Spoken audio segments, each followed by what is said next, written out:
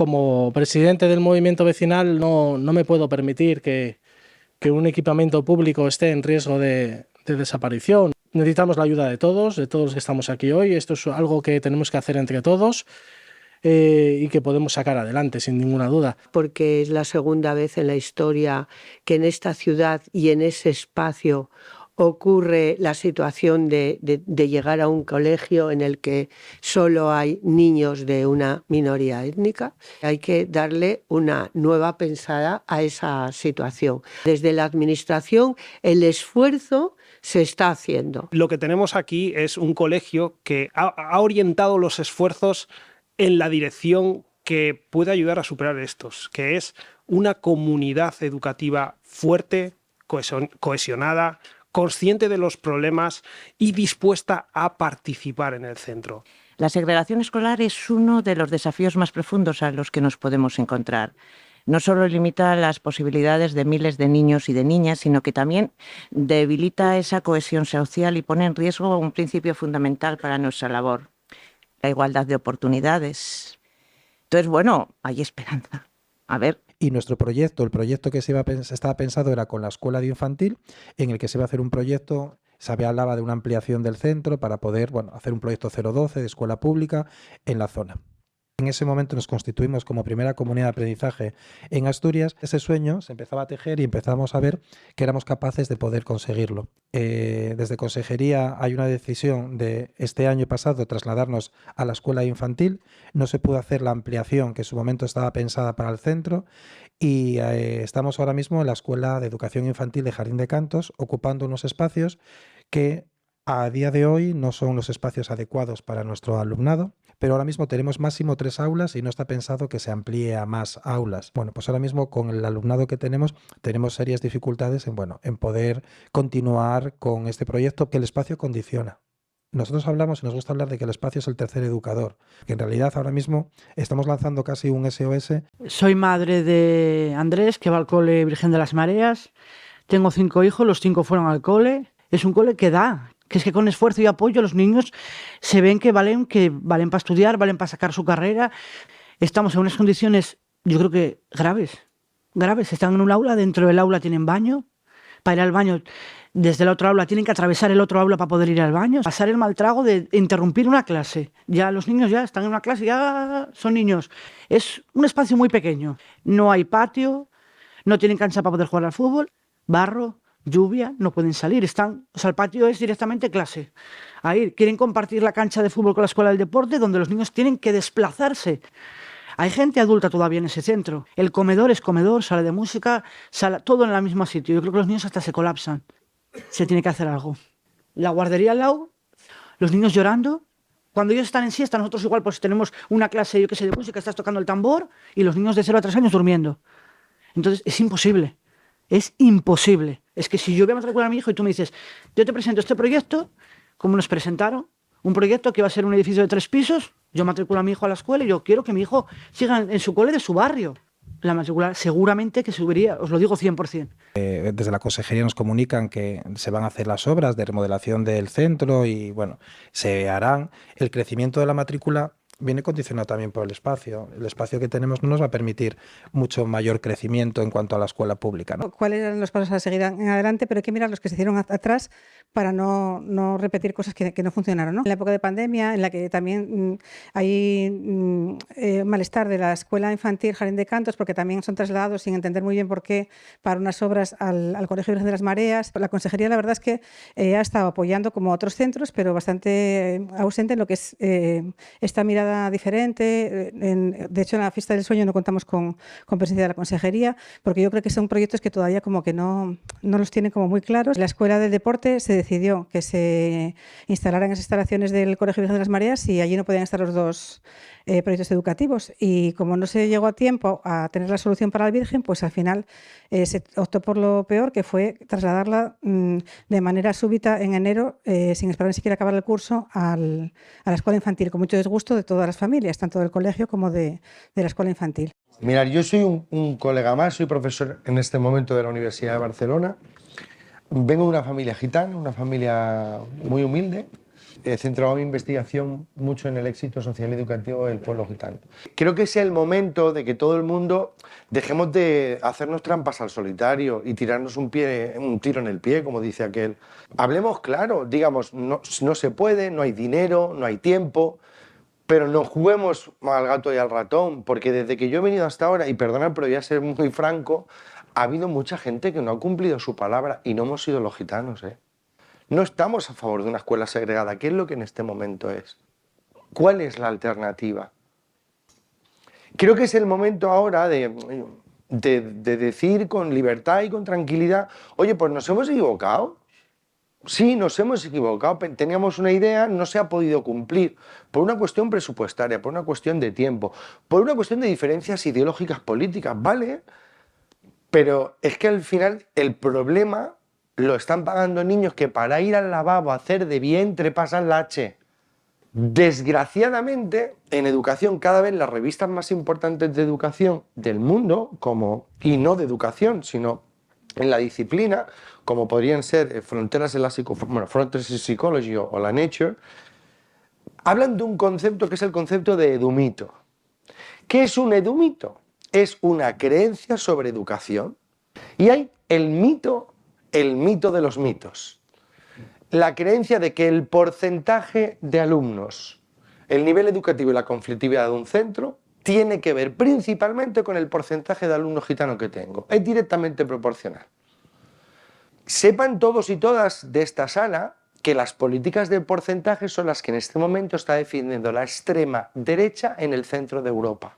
En los años 70-80, la solución que se encontró, sobre todo para empezar a escolarizar a gitanos y gitanas que venían de chavalas prácticamente, o de poblados, fue las escuelas puente, que seguramente os suenan. Sería como hacer ahora escuelas para migrantes, para socializarlos en la filosofía europea, para que se comporten como ciudadanos antes de ir a la escuela buena.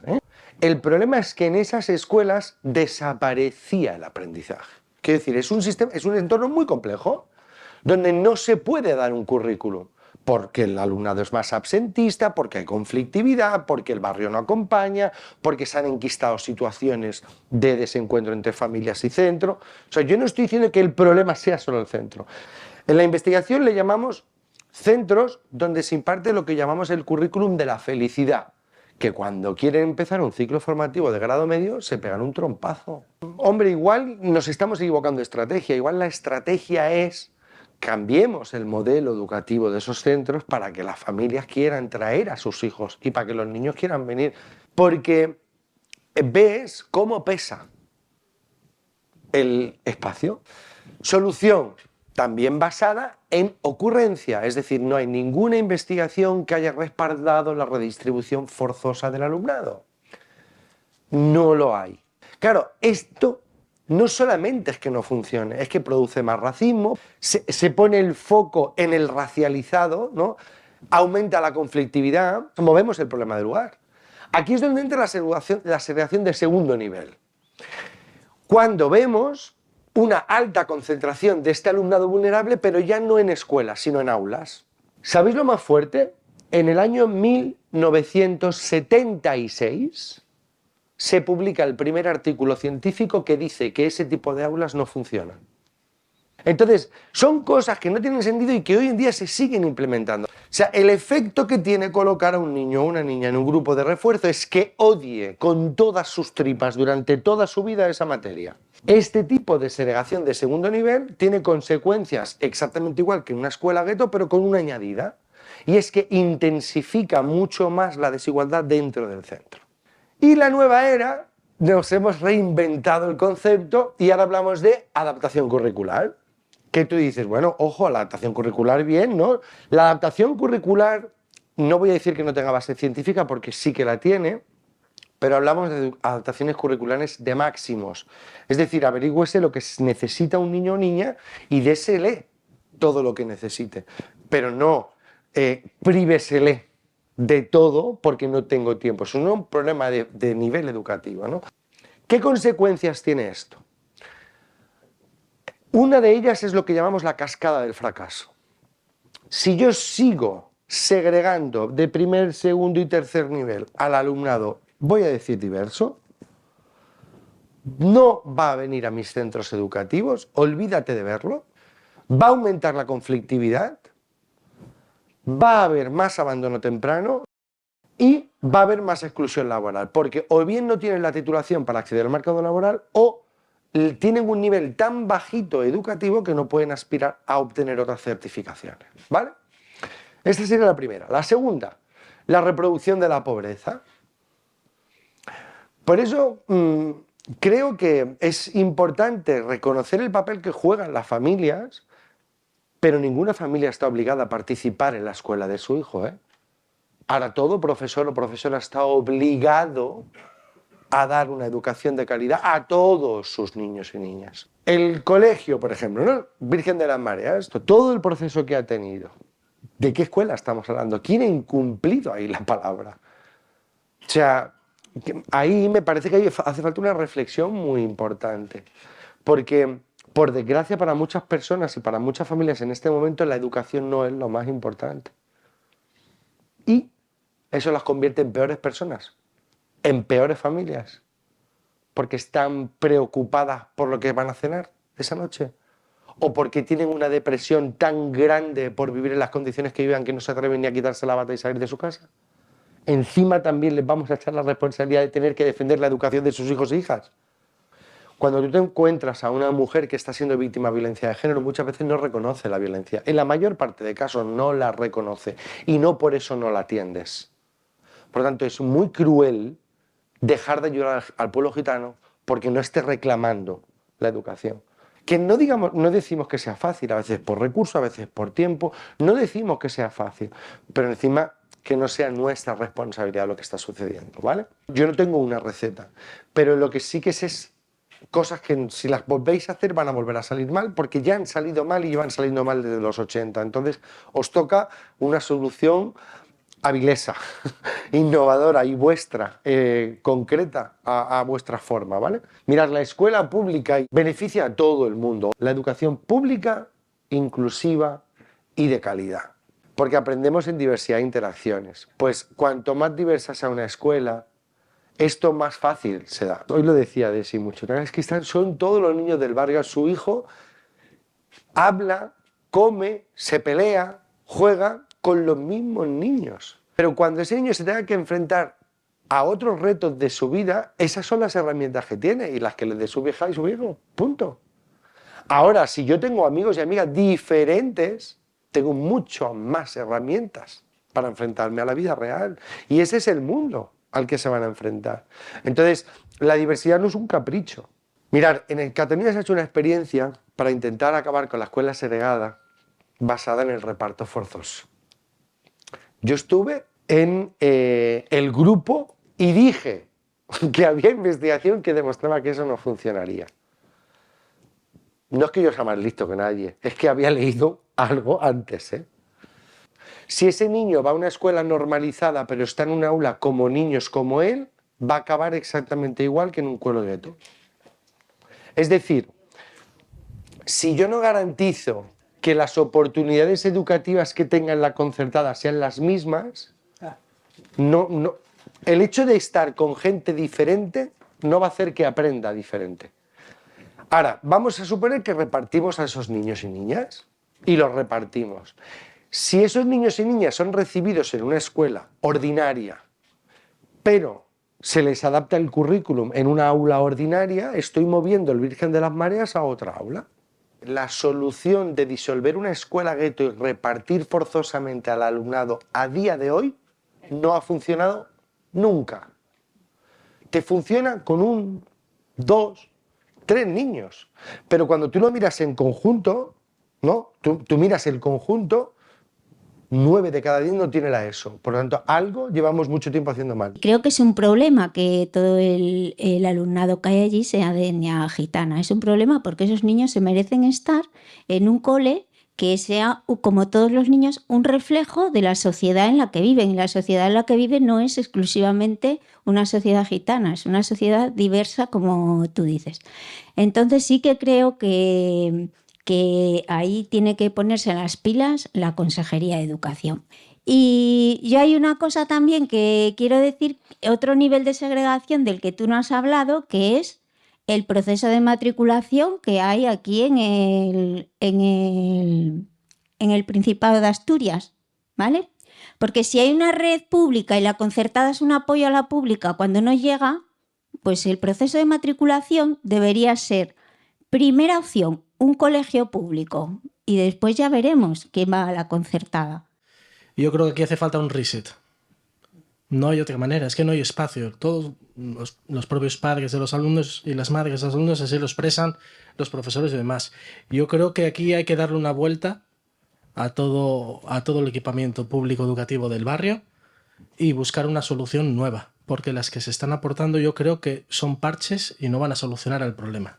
¿Qué propondrías tú para este caso concreto? Yo, una propuesta, no hacer nada que se haya hecho antes en otro sitio y que no funcione. Gracias. Esta es fundamental. Es decir, no va a salir bien aquí. O sea, si ya hay 127 experiencias previas en las que no ha salido, no va a salir bien en Avilés. No soy más guapo, ni más guapa, ni más listo. No va a salir aquí mejor.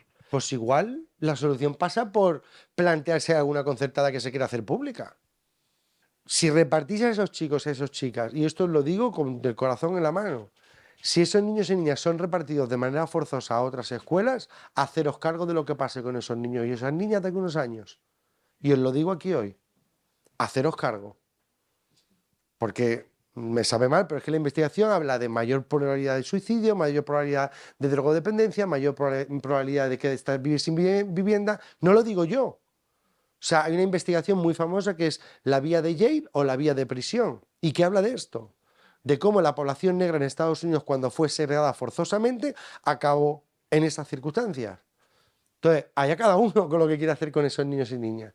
Pero es que eso se sabe. Entonces, hay que encontrar soluciones. No sé cuál sería la concreta, pero desde luego plantear si de los espacios que hay habría la posibilidad de que alguno se hiciera público o... Claro, lo fácil es decir, vamos a crear un edificio, vamos a crear... Esto es lo fácil, 10 años vista, ¿no? Entonces, es valorarla, pero desde luego estoy de acuerdo contigo, es sinceramente desolador ver a los niños y niñas en las condiciones en las que están. Crear escualines dentro y a ver cuando esos niños, que hay alguna prueba ya en España y ha funcionado, que se ha reactivado el colegio, porque después se siguen quedando en el colegio. Yo he estado en la Virgen de las Mareas, he participado en muchas cosas y veo que es un colegio maravilloso. ¿Por qué sentido? Porque veo la implicación de un director, del profesorado que hay ahí para esos niños y que no van, ¿cómo te digo yo? En primaria es cuando se tiene que formar un niño. ¿Por qué hay tantos estímulos escolares en la comunidad gitana? Porque no los atienden, señores, profesoras, si estáis aquí algunas, los tenéis encasquillados, sentados en una mesa, 3 años y cuando, pintando margaritas, que ya lo dije otra vez. Ese niño es un fracaso. Cuando vaya a eso, que se tiene que tirar 6 horas sin saber lo que es estudiar, lo tiene el negro. Cuando decimos de mantener el Virgen de las Mareas, de lo que estamos hablando es de mantener la escuela pública, pero en otras circunstancias. Es decir, intentando captar más matrícula y por lo tanto que no sea una escuela gueto para 20 y pico o 30 alumnos, sino que haya un proyecto para conseguir 100, 150, 200 alumnos y alumnas, que sea una escuela con un equipamiento propio. Por ejemplo, hay experiencias, antes la compañera decía si el barrio ese o no había pagado. Hay ayuntamientos o consejerías, estas experiencias han pasado mucho en Canadá, por ejemplo, también en algunas partes de Francia, o pasaron. Hay experiencias que lo que hacen es, cuando tengo un barrio muy guetificado, como la propia política de preinscripción va a hacer que quien se matricule sea de un determinado perfil, lo que hacen es, vale, pues voy a poner el mejor laboratorio de un centro público en ese barrio. Entonces provoco que haya familias que, como saben que sus hijas quieren que hagan química o física, los lleven a ese centro educativo. Pero fijaros, fuerzo la matrícula blanca, no fuerzo la matrícula racializada. Fijaros lo que es cambiar el problema de sitio. Entonces, cuando yo lo que hago es deshago el gueto, ¿no? Deshago el barrio para repartirlo, socialmente lo que estoy diciendo es, el problema eres tú, y os reparto. Cuando digo, no, aquí no hay problema, que tenemos una realidad que no nos vamos a engañar, acabar con la segregación residencial y la pobreza de un entorno mucho más complicado, porque aquí ya sí que ya no es política, es geopolítica, pues si me apuráis. Decir, bueno, ¿qué es lo que yo quiero? Que venga gente más diversa. ¿Para qué vendrían aquí? Si está el mejor museo de la ciudad, si están los mejores equipamientos deportivos de la ciudad, si el transporte es gratuito, si tienen una beca X por venir a este centro. Entonces es forzarlo. Ahora, tal y como está ahora, en todos y todas los que estamos en esta sala entendemos. Bueno, de hecho creo que la jornada es por eso, ¿no? Es decir, hasta aquí o se chapa el chiringuito, ¿no? Tanto el colegio público, el Virgen de las Mareas, como la propia escuelina de Jardín de Cantos, en todo esto ha sido arrollado. Entonces se han cargado todo lo que el buen trabajo del Virgen de las Mareas y encima pues se han cargado la escuelina. Entonces, si no amplías la escuelina con unas buenas capacitaciones y le promueves que haya alumnado desde educación infantil, que tenga una continuidad y que el barrio se vaya regenerando y vaya siendo grande, y luego haya una instalación grande de un colegio que tenga buenas oportunidades a nivel de equipamiento, profesorado, etc., pues si no apostamos por eso, nos comen los que están alrededor. Es que llevamos desde que yo soy del barrio. Las prioridades. Priorizaba más y era más importante que los DFP tuvieran un espacio, un deportivo, que unos niños gitanos tuvieran una educación de calidad y un espacio de calidad. Yo he visto como en el comedor comen alrededor de objetos y de todo. No tener un espacio de juntar niños de 6 años con los de 3. Socialmente hay niños, mismamente mi sobrina, que va muy bien educativamente, pero que se me está deprimiendo y ya no quiere ir al cole porque no tiene unos recursos adecuados, le da vergüenza a su colegio, no tiene unas compañeras con las que sociabilizar. ¿Qué va a pasar con todo este alumnado cuando llegue a la ESO? Por ejemplo, al Menéndez Pidal, que es donde se le deriva a todos. Luego tenemos problemas de conflictos, porque claro, el alumnado gitano que viene es muy conflictivo. Y luego que se crean unas clases guetos también en los institutos de diversificación, que solo son de alumnado gitano, porque no hay más alumnado con apoyos o con adaptaciones curriculares. No podemos tomar decisiones sin escuchar a los niños, a las niñas, a las familias. Quizás no es el momento de echar culpas, pero sí de decir, bueno, ¿qué hacemos? Tú cuando haces mixtura, ¿no? Es lo que en inglés, en literatura inglesa se llama mixture, ¿no? Cuando tú mezclas, hay un beneficio natural del contacto, pero luego hay un tema social que se debe de poder dar fuera del espacio socioeducativo y con esa matrícula forzada no se puede generar. Yo creo que si el Virgen de las Mareas consigue convertirse en el centro público de referencia de esos dos barrios, va a traer una matrícula natural de esos barrios, que ahora mismo se está yendo o se está quedando en el barrio en otros concertados, o se está yendo fuera del barrio o incluso fuera de la ciudad a otros públicos y o concertados. Entonces, este sería un poco el objetivo a corto, medio plazo. No estoy hablando de largo plazo, porque si no estamos en lo mismo, para eso construyamos un edificio nuevo y esperemos 20 años. No, a corto o medio plazo debería de poder ser. Time. A muy corto plazo, a muy corto plazo. Porque lo ideal sería junio. Lo que yo creo que no se sostiene es seguir teniendo a los niños en estas condiciones. Y tal y como yo lo veo, empezó siendo un problema de proyecto, ¿no? Porque había un cole, había el espacio. El caso es que de repente cuando tenían el proyecto todo iba súper bien, les quitan el espacio. Entonces es como surrealista. Es como, de repente, sí, va súper bien, has doblado la matrícula, qué bien lo has hecho. Fuera, una patada y aparecen de repente en un sitio que no les corresponde para nada. Y encima resulta que donde tenías a todo el mundo a tu favor, porque todo el mundo estaba en lo mismo, es que estamos obviando que fueron a meterles una escuela infantil que era su espacio. Y su proyecto. O sea, han interrumpido 2 proyectos, no 1, 2. Con lo cual, encima has generado un conflicto en aquellos en los que deberían trabajar en equipo. Entonces, vamos sumando, ¿no? El caso es que el problema aquí lo tenemos claro todos los que estamos aquí y es el espacio. O sea, ilusión hay, ganas hay, las familias quieren seguir, todo el mundo quiere seguir, pero es imposible seguir, con lo cual está abocado al fracaso, a no ser que tengan un espacio disponible en junio que haga digno. Vamos a hablar de las cosas como son. Dignidad. Ahora mismo no tiene un espacio digno. Entonces, un espacio digno donde poder estar. Y si eso no pasa en junio, que yo lo veo, ojalá me equivoque, pero lo veo muy complicado, pues la gente se cansa también, ¿eh?